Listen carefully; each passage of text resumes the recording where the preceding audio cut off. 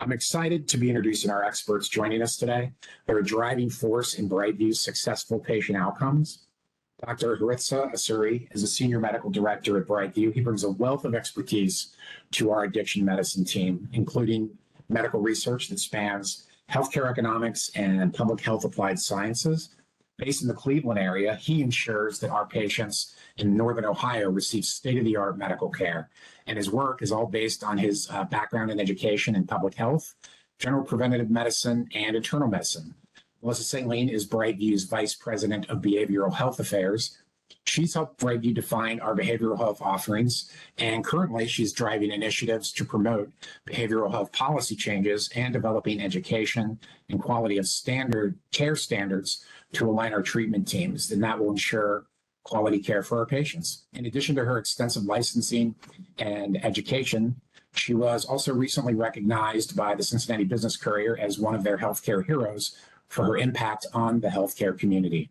And with that, I will let Dr. Asuri begin. Hello, everybody. Welcome all. My name is Dr. Harithsa Asuri, as Kevin introduced me.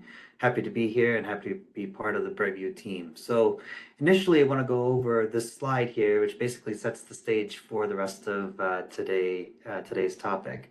Harm Reduction 101, Myths, Truths, and Impact. We're going to be talking about overdose prevention and addressing the controversy. We're going to be talking about evidence-based treatment, addiction, biopsychosocial model, MAT, MOUD, harm reduction, and recovery. What are some of the myths and stigma? Does it really work?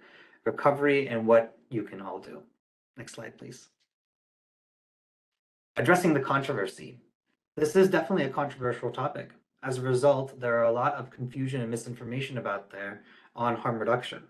To help understand the topic, perhaps we could start off on a different perspective on the topic.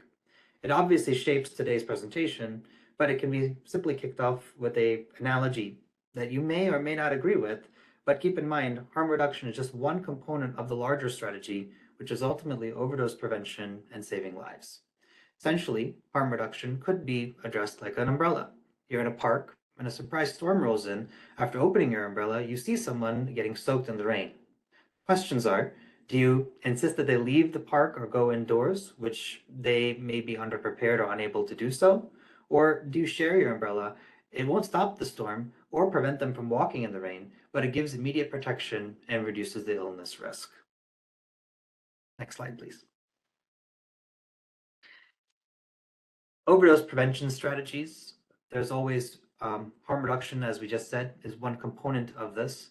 Certainly, there is the recovery support, there's evidence-based treatment, and ultimately leading to primary prevention.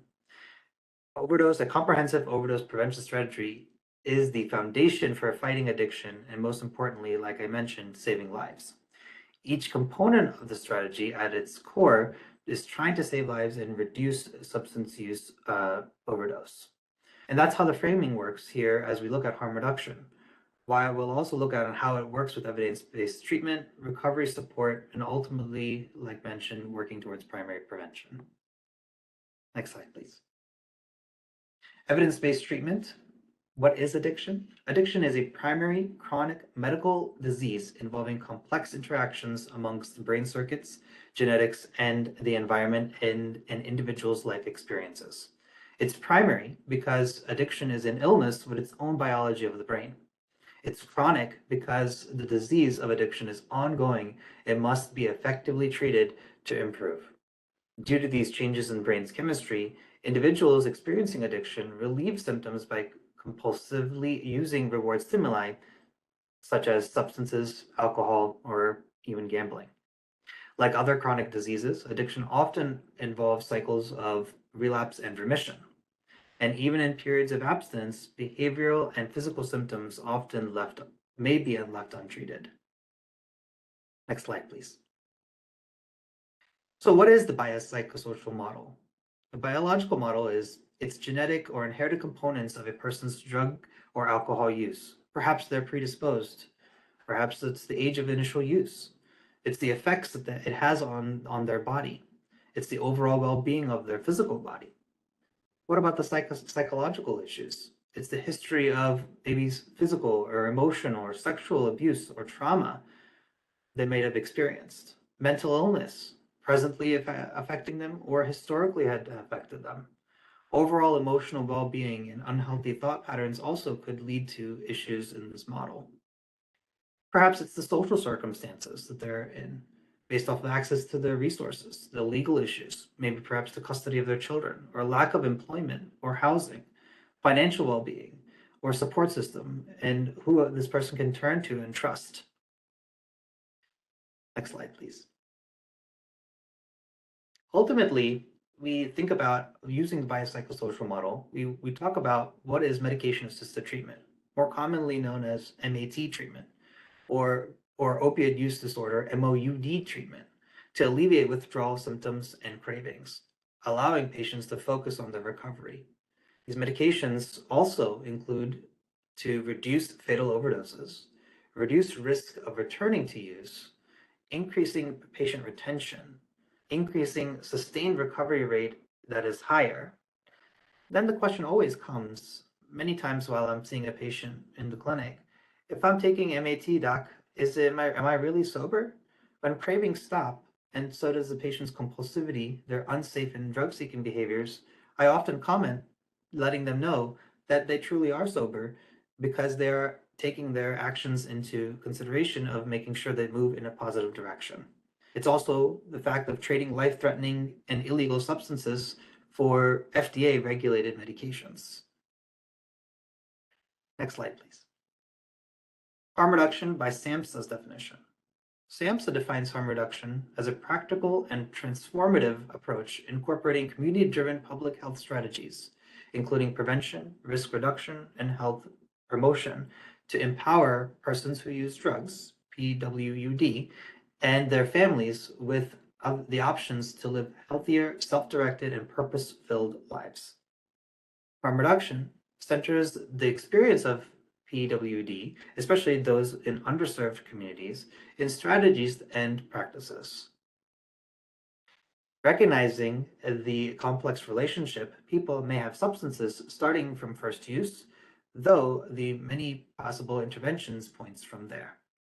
It does not minimize the harms associated with drug use and acknowledges reducing harm can take different forms for different people at different points, including with the use of medications to treat substance use disorders. It is inclusive of abstinence as a chosen pathway, but not a coerced pathway. Next slide, please. What are some harm reduction programs?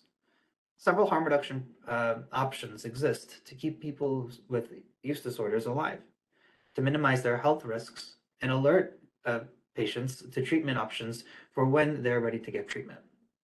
These certainly include, and albeit I will say sometimes they are controversial, especially when we talk about supervised injection sites, professionals guiding people and educating them there, syringe service programs, essentially needle exchange programs, right? To reduce disease transmission, which often that's what it's used for. Naloxone distribution reverses the opioid overdoses. The mobile harm reduction units, literally meeting potential patients where they are at. Fentanyl and xylazine test strips, identifying tainted drugs to prevent overdoses. Next slide, please. Harm reduction works. Syringe service programs, SSPs, again, clean needle programs, reduce disease transmission. Sites include overdose education and naloxone. Compared to someone who not using an SSP, new users, according to studies, are 5x more likely to enter drug treatment, 3x more likely to stop using drugs. Naloxone distribution at these sites has significantly reduced overdose death rates. Study also compared the number of improperly disposed of syringes to self-reported disposal practices in a city with SSP, San Francisco in particular, and a city without SSPs like Miami. The study showed that there's 8x more improperly disposed of syringes in cities without SSPs, therefore leading to higher rates of safe disposal practices reported with cities of SSPs. Next slide, please. Supervised injection sites, trained professionals who can intervene in case of an overdose, directing people to treatment services, helping people with SUD to do it safely. Mobile harm reduction units are often we're literally meeting people where they're at, offering supplies like test strips, necessities like food or clothing, as well as trauma-informed counseling, making referrals to local drug treatment centers or medical care or even other social services. Next slide, please. Naloxone, Narcan, which can now be purchased over the counter, secondary distribution of naloxone kits, empowering communities and members to administer naloxone to others. This also includes targeting distribution to locations frequented by individuals at high risk of opiate overdose. And certainly, moving forward with the test strips, fentanyl and xylazine, it could lead to safer drug behaviors and often less overdoses and less fatalities. Next slide, please. OEND, Save Lives. What are OENDs? These are overdose education and naloxone distribution programs. Studies show communities can experience up to a 46% reduction in opioid overdose mortality when more than 100 people who are likely to observe or experience an overdose per 100,000 population are enrolled in these programs. Death rate increases slows. Essentially, in 2020, the rate of overdose deaths was rising 31.2% annually. Today, it's increasing by 2.8% annually, slowing the increasing death rate more than by 90%. Naloxone supplying finding pace. Essentially, a total of 12.9 million naloxone units were sold between October 2022 and September 2023. This is a 15% increase from previous 12 months. It also is a 38% increase from compared to October 2020 through September 2021. Understanding that nationally and globally, the data supports that treating problematic drug use as a health issue instead of a criminal one is more successful of a model for keeping communities healthy and safe. Next slide, please. Facing an iceberg of issues. All of us on this call recognize that harm reduction perhaps is just the tip of the iceberg. There are so many different aspects of harm reduction listed below that also ultimately lead to issues that people have with it. Is it the stigma and moral opposition? The concern being it's a moral objection to drug use. The barriers that creates resistance from groups. The challenges it hinders launch and the funding. Is this lack of political will? There's concern of public perception, the barrier of reluctance from policymakers. The challenge is focusing on perhaps the punitive approaches. Is there community resistance? The concern, increased drug activity is enabling. The barrier is, potentially the local community that's opposed to it. Therefore, the challenge being it slows down progress. Is there a lack of research and data? Concern is that there's insufficient efficacy evidence. The challenge is difficulty gaining the support of actually doing the research. Is there conflicts with the abstinence method? Certainly. Concern is contrast with the abstinence approach. The challenge is fear of discouraging treatment-seeking behavior. Hopefully, we've addressed some of these issues, and I now would like to pass it on to Melissa to talk a little bit more. Thank you very much. Thank you, Dr. Asuri. My name is Melissa Sahlin. I'm a social worker by background. I've been with BrightView since early 2016. When I joined the company, we had one small office located in the Cincinnati area. And I remember how we quickly outgrew that space. We had wait lists for group therapy sessions. And we quickly realized there was a great deal of need for treatment for individuals with substance use disorder. And so the company began to grow to where we are today. We're located in 7 states with around 90 offices. There's still a lot of work to be done, still a lot of individuals to reach out there. And so our work continues. Here are some harm reduction principles that we have practiced at BrightView over the years. The first one is making sure that we approach all individuals with a non-judgmental approach that meets them where they are.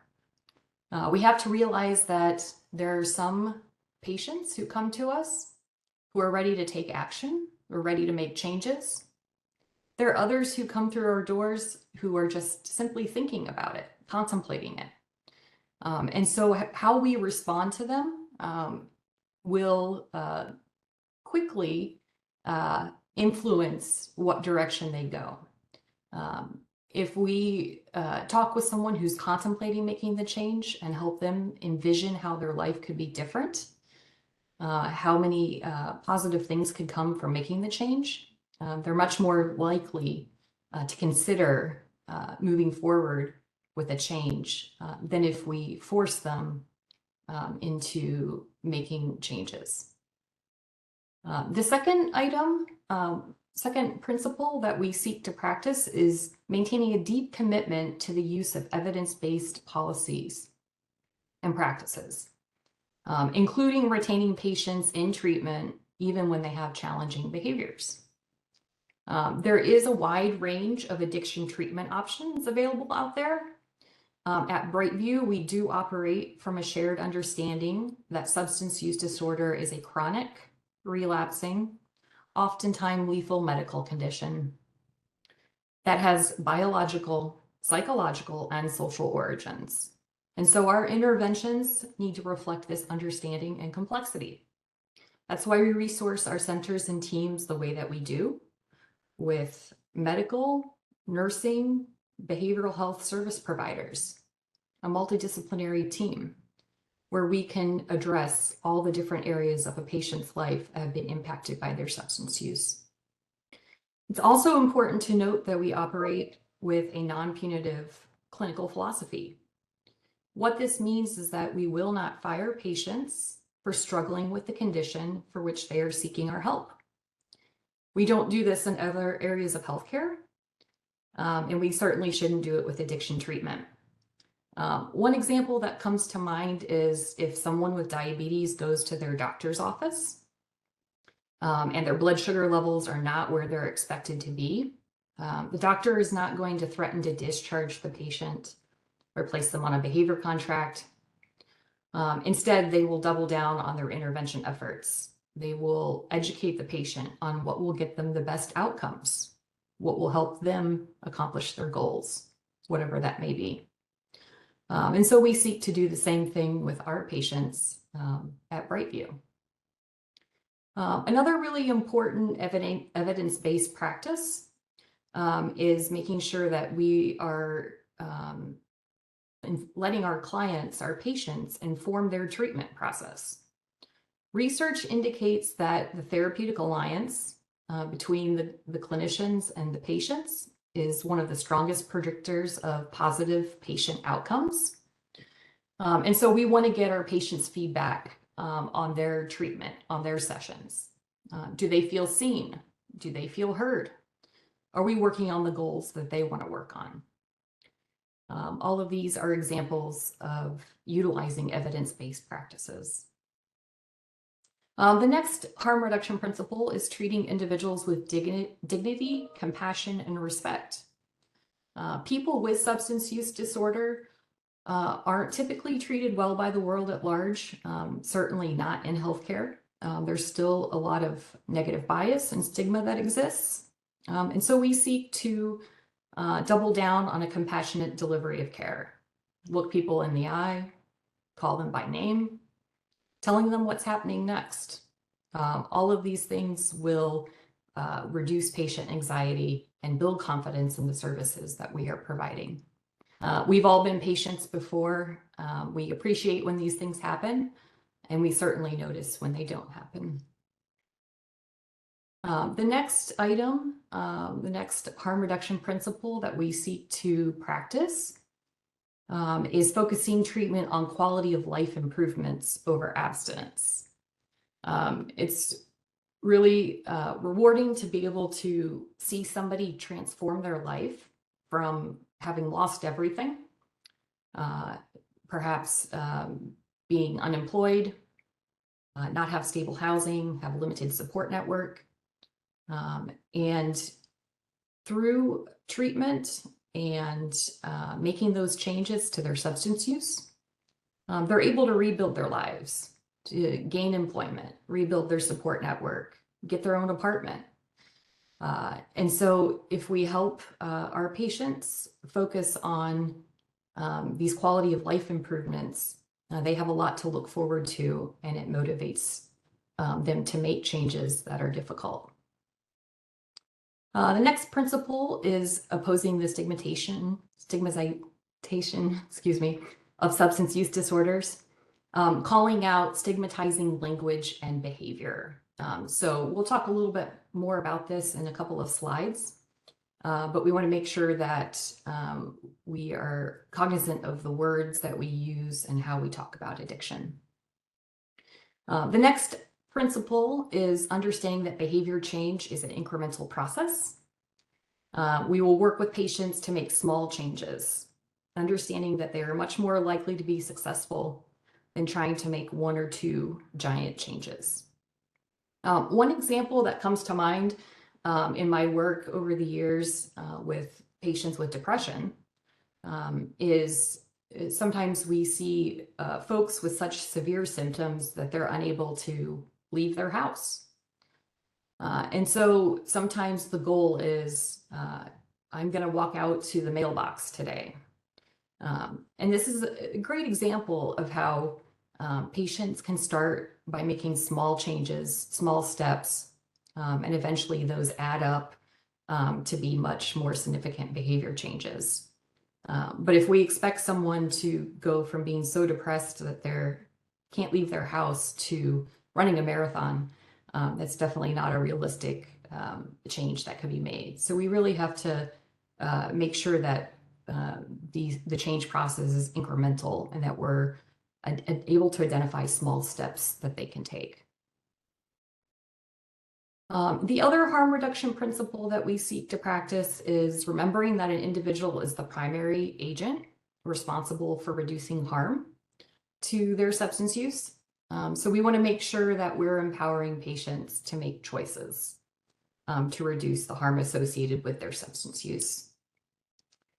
So we will educate the patient on what will get them the best outcome, and ultimately give them autonomy to make decisions for themselves. Next slide. What can recovery do for your community? So there's a lot of things that recovery can do. The first one is saving lives. Harm reduction can prevent drug-related deaths. Someone's son, daughter, mother, father passing away. According to a new RAND study that just came out, more than 40% of Americans know someone who has died of a drug overdose. And about 1/3 of those individuals say their lives were disrupted by the death. So saving lives is one important thing that harm reduction can do. The next one is increasing awareness and access to healthcare, social services, and treatment. Reducing crime. Individuals in treatment are less likely to engage in illegal activities. Recovery can also create safer communities. Medication treatment can help individuals stabilize their lives, seek employment, and become productive members of the community. Recovery can also improve public health. Improving access to health care reduces the spread of bloodborne diseases, unwanted pregnancies, and improves public health and safety. A recent article from the Pew Charitable Trust talks about the high cost of the opioid crisis and how the access to treatment can reduce these costs. Each year, opioid overdose, misuse, and dependence accounts for $35 billion in healthcare costs, $14.8 billion in criminal justice costs, and $92 billion in lost productivity related to premature deaths and opioid-related incarcerations.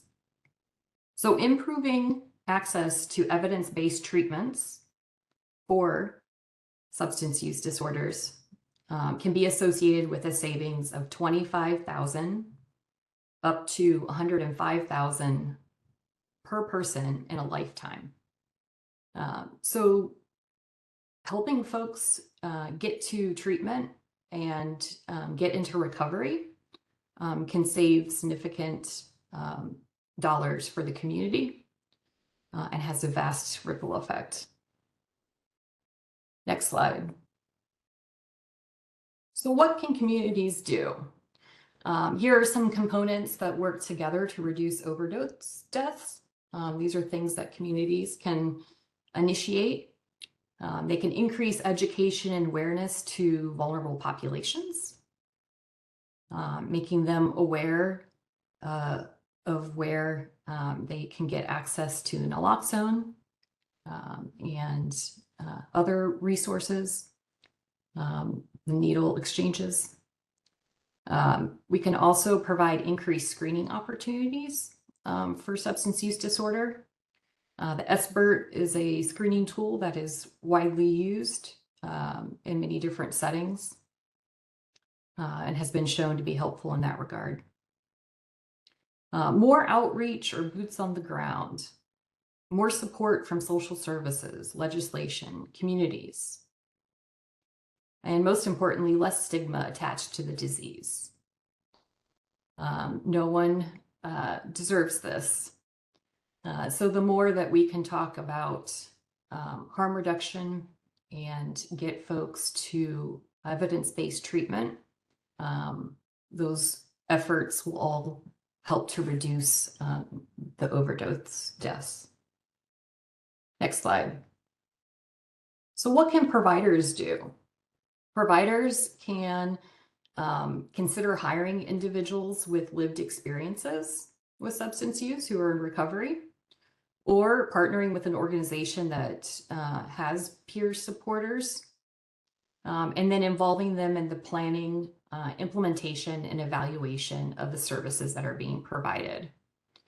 It's important to get that perspective from folks who have lived this experience and are now in recovery.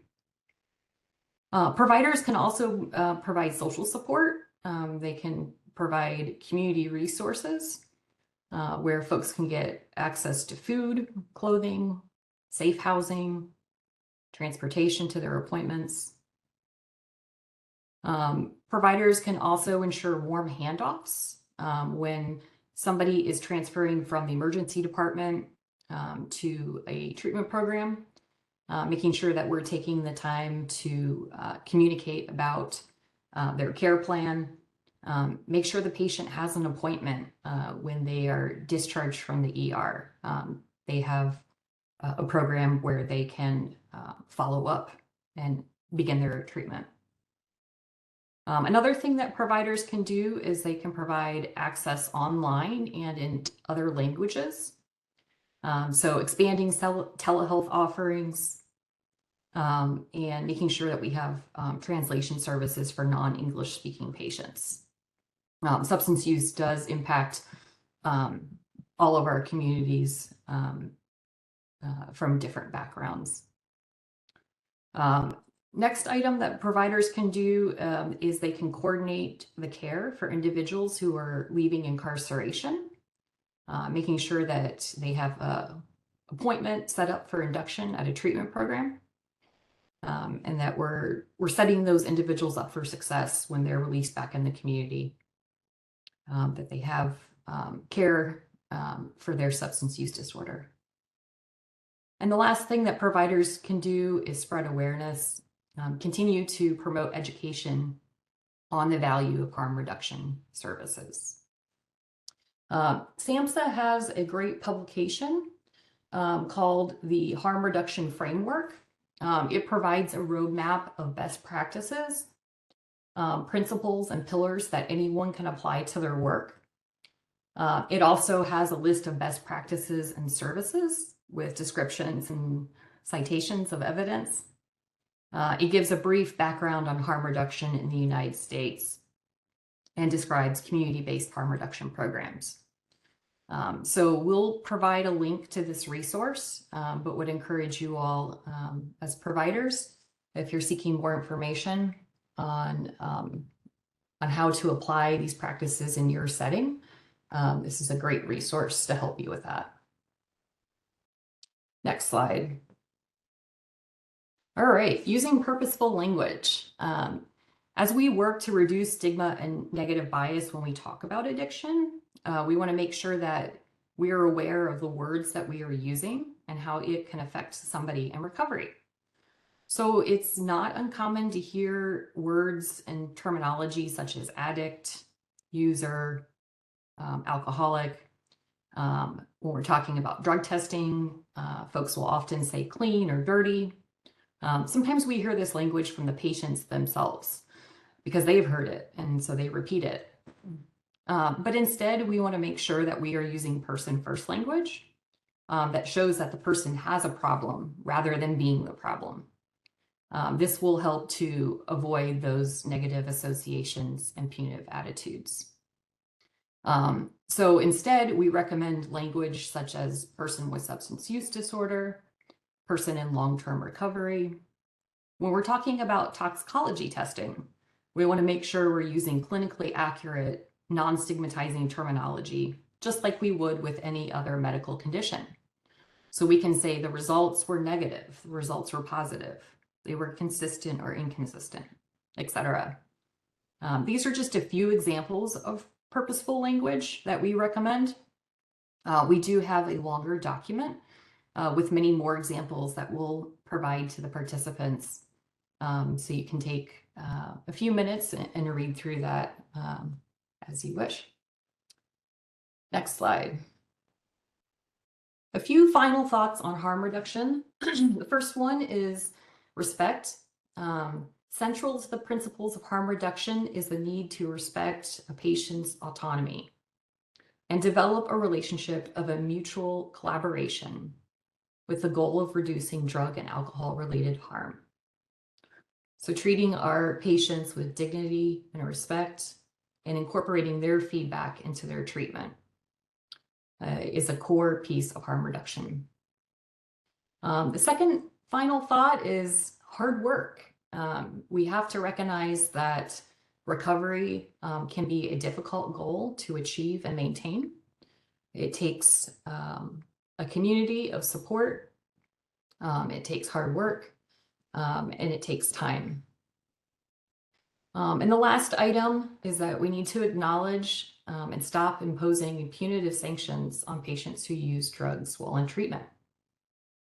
This does nothing to reduce the drug use, and it actually increases harm to people with use disorders. So there's a quote which I think sums up harm reduction quite well. Harm reduction is a community approach emphasizing kindness, education, and promoting autonomy in all interactions with people using substances. And I appreciate everyone spending part of their afternoon with us and letting us talk about a topic that is meaningful to us. I'll go ahead and I'll pass it over to Kevin for our Q&A session.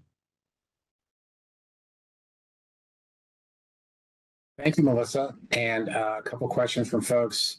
The certificate of attendance does not have a name on it. That's so everybody can customize that themselves. You should be able to do that within your Adobe program, or you could old school and print it out and put your name on there as well. But we just did the one version so everybody could use it. And our first question that we've got was actually one submitted as part of registration. And it is, I believe, probably for Dr. Asuri. Is our approach to harm reduction different based on someone exhibiting mild or moderate or severe SUD symptoms? So just to reiterate that question, so if a person is suffering from substance use issues, but it's a different mild, moderate, or severe, is it a different approach that we take? Is that the question? Correct, yes. Our philosophy at BrightView is to really, like, the mild, moderate, severe is a diagnosis type of situation. However, it doesn't really impact on how we approach our patients. If a patient is in need of resources on whatever level of substance use that they suffer from, that doesn't necessarily mean we don't give them all the resources that they may need. A person could potentially go from when they first enter treatment mild and certainly go all the way up to severe, depending on how much they're suffering from their substance use issues. So really targeting it even at the lower end of the diagnosis code, I think makes perfect sense, and that's what our philosophy here at BrightView is. Okay, great. Given how the disease impacts the brain, for example, it significantly impairs a person's ability to plan for the future and make reasoned choices, how does that sort of figure into allowing someone with a substance use disorder to direct their care? I believe this might speak towards some of the prevention options and making sure that they realize they have those options, but I could be incorrect. Yeah, certainly. I think that, the ability for us to cohesively work in conjunction with our behavioral health partners and essentially creating a customized plan for the patient, I think is the most important approach. Whether it be through MOUD, MAT, behavioral health interventions of counseling groups, social worker, whatever the resources they may need, ultimately will lead to a better outcome for our patients. And I can add to that particular question. One of the early recovery skills that we need to make sure we're teaching our patients in treatment is structure, organization, time management. Those are all skills that folks with substance use disorder benefit from learning and improving because of the substance use. Their brain has been rewired to function differently, and so part of therapy is learning that structure, learning that discipline, getting organized, and so that's a skill we should be teaching them in treatment. That's great. Let's see, another question we had during the discussion. Hang on, I'm scrolling here a little bit, but let's see.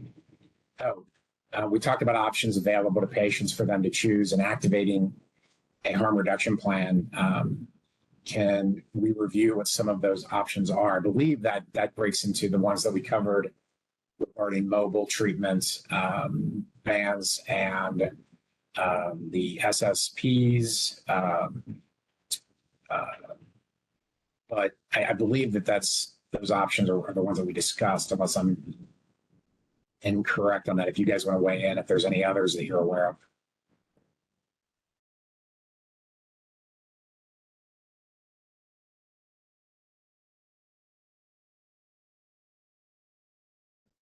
I do appreciate everyone's comments and our combined efforts in across all the states that came through today and that were represented. I saw that there was a person from Maine, Virginia, Maryland, Ohio, of course, Kentucky. This is a collaborative approach, I think, when it comes to harm reduction, and our continued support for each other will ultimately lead us to a hopefully a better place. In my experience that I have here while working at BrightView, at least, it's one of those situations where you see people relatively in my particular age group that I sometimes wonder what could have been done differently for them and how could we improve their lives. I'm a true believer in something called continuous improvement. And so when a person has relapse issues, it's not about necessarily looking at it and be like and stigmatizing them. It's saying, hey, this worked and kept you sober for a little while and did not make you didn't use any substances. This didn't work. How can we continue to improve upon the things that did work? And I think collaborating with our behavioral health team hopefully will lead to success. And sometimes in our field, we do see the patients that are really, really suffering. Then when they first walk through our doors, and then it's so appreciative that we see when when they are sober for an extremely long time, and they are now participating in where they're the peer support or whatever it may be to ensure other people get to where they're at. And so for me, that is the ultimate goal here at BrightView and our ultimate mission. That's great. Yeah. And to echo what Dr. Asuri said, the interaction with you guys has been wonderful. We really appreciate everybody weighing in with comments and adding to this discussion. We do want that to be a discussion. So the chat definitely should get a workout. And it is. One question is more specific to BrightView that I think Dr. Asuri could probably speak to. I think I have an idea, but didn't feel qualified to answer. But so since we do not, kick people out, we don't take a punitive approach at BrightView, we still do, monitored urine screens. Have we talked about possibly removing those? I suspect there's other reasons we do the urine screens, but we're obviously not discharging them based on those results. So maybe you could speak a little bit to that. Sure, and I think that was the person B, whoever that may be. Yes. That person, asked wonderful questions throughout the session. I truly appreciate it. And I think that the approach taken by monitoring the urines and urine screens are two-part. One is ensuring potentially that they are taking the medications like they're supposed to, and we do monitor levels of the buprenorphine if they're on buprenorphine or methadone or whatever it may be. There are unfortunately certain interactions that are incorporated with the use of these medications.